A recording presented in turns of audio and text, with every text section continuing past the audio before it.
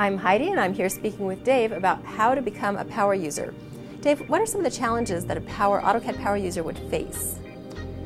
Well, it's ironic that sometimes the deeper we go into a technology, the more difficult it is to explain to management or coworkers why we need to reevaluate our business processes or implement a feature set.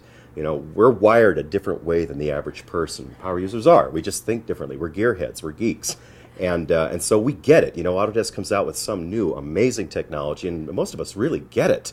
We were ready for it, and that's why we're so excited about it. But trying to take that understanding, that appreciation of the benefit of the technology back to people who aren't wired for that can be really tough. And again, I think that's where proof of concepts become so valuable, that it's up to the power user to put that in terms of how it's going to immediately give us a return on investment, how it's going to simplify our work, et cetera, et cetera. So that's a real challenge for power users, is how do you take all that sophisticated knowledge, all that geeky passion, and translate it in a way that other people are going to be able to appreciate it too, you know? And then the other side of this, which is even crazier, is that sometimes as geeks, we overcomplicate things. We make them way more complicated than they need to be. I'll give you a classic example. Let's say that we're trying to share a bunch of drawings with XREFs and so forth, and they're organized at a path level on the server in a certain way, and we need to be able to share that information with somebody else who has their stuff organized in a completely different way.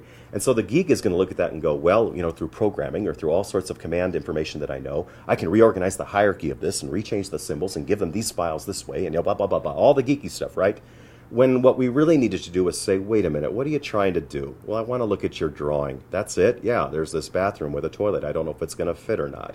Okay, well, why don't I screen capture it? Okay, and just email the picture to you instead of trying to go to all the incredible stuff you know how to do with the DWGs, you know? And that happens a lot with power users. Example. So we have to back step and just look at the bigger picture there and simplify. What is the ultimate goal? Right, exactly. We have to stay task focused. And by that, I simply mean that, yeah, you want to have all that information, that experience, you know, but you also want to understand at the simplest level, what are we trying to accomplish, and then give the right answer for that.